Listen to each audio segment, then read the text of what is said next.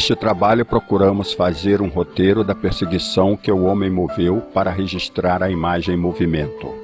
Consciente da sua finitude, é possível que o seu desejo de gravar imagens seja o de tentar eternizar através delas a vida e todas as coisas que o tempo inexoravelmente consome. Aqui estão relatados alguns dos principais fatos e personagens que mais contribuíram através da história para a invenção do cinema.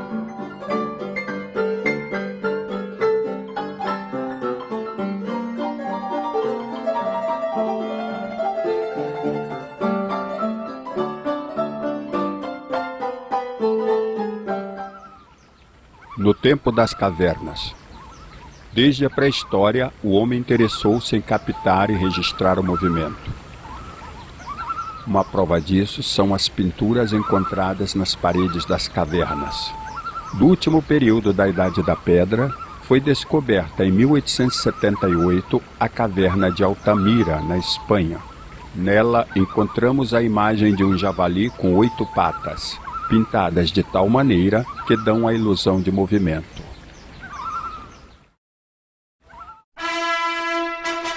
A busca do movimento na arte egípcia. Um pioneiro do cinema, J. Stuart Blackton, realizou em 1933 um documentário sobre a história do cinema. Nele reproduziu uma série de pinturas que o faraó Ramsés II, 1600 anos antes da nossa era, mandou executar nas colunas exteriores de um templo. Estas imagens, vistas pelos viajantes que passavam a cavalo, davam certa sensação de movimento. Neste baixo relevo egípcio, também encontramos a preocupação de reproduzir o movimento de vários animais. A lenda de Teseu e do Minotauro. São inúmeras as provas arqueológicas de que o homem jamais deixou de interessar-se pela fixação gráfica do movimento. Nas escavações realizadas no Palácio de Knossos, capital de Creta Antiga, que floresceu no século XXI antes da nossa era, encontramos uma interessante peça de cerâmica. Quase numa história em quadrinhos, conta-nos a façanha de Teseu, que desafiou e matou o Minotauro, um monstro metade homem e metade touro. Logo depois, pôde escapar do labirinto servindo-se de um novelo de fio que lhe fora dado por sua amada Ariadne.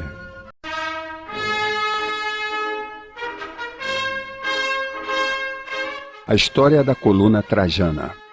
A coluna Trajana foi mandada construir pelo Senado romano no ano 113 da nossa era para servir de túmulo ao imperador Trajano e comemorar suas vitórias contra Decébalo, rei dos Dácios. Provavelmente projetada por Apolodoro de Damasco, o construtor do Foro Trajano é de estilo dórico e tem 35 metros de altura. É a mais antiga história em quadrinhos que se conhece, contada através de uma tira contínua que dá 23 voltas na coluna, percorrendo um total de 200 metros de comprimento. Em alto relevo estão narrados os feitos do imperador. Tem aproximadamente 2.500 figuras de homens e também um grande número de cavalos, armas, insígnias, instrumentos de guerra, etc.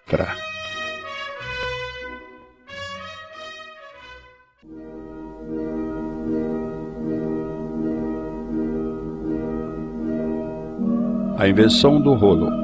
Desde a antiguidade desenvolveu-se a prática de enrolar manuscritos em 1 ou 2 cilindros a fim de facilitar a leitura. Assim ocorreu com todos os livros, códigos e textos religiosos das civilizações que registraram suas ideias em papiro ou pergaminho. Um exemplo está num velho manuscrito do Pentateuco, os 5 primeiros livros da Bíblia, conservado na sinagoga de Knesset Samiré, nos arredores de Jerusalém. Muito mais recente e mesmo posterior à invenção da imprensa é este exemplar da Torá, o livro das leis de Moisés, datado do século XVIII e propriedade de um colecionador de Buenos Aires.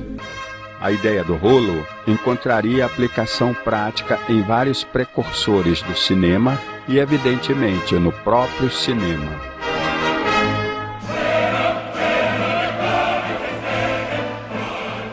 O tapete da Rainha Matilde é uma das peças mais famosas da tapeçaria francesa e se encontra no Museu da Catedral de Bayeux. O tapete tem 70 metros de comprimento por meio de largura. Com um total de 530 figuras, conta a invasão da Inglaterra pelos normandos, culminando na Batalha de Hastings em 1066, que deu a vitória aos invasores e fez de Guilherme I e Matilde os reis da Inglaterra. A rainha que inspirou a obra e para ela preparou os materiais, morreria em 1083. O tapete foi executado por artistas saxões entre 1088 e 1092.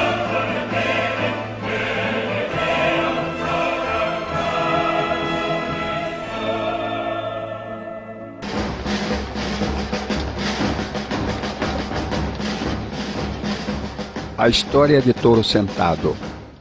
Os principais fatos da vida do famoso cacique Touro Sentado são registrados numa pintura em lona feita pelo próprio cacique.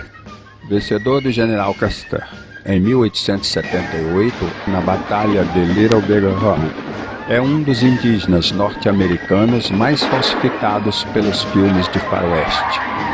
Este importante documento foi doado pelo cacique a um de seus raros amigos brancos, o médico Dr. Frank Powell, do Exército dos Estados Unidos. Cheia de movimento, esta autobiografia pode ser considerada uma precursora dos próprios filmes de faroeste.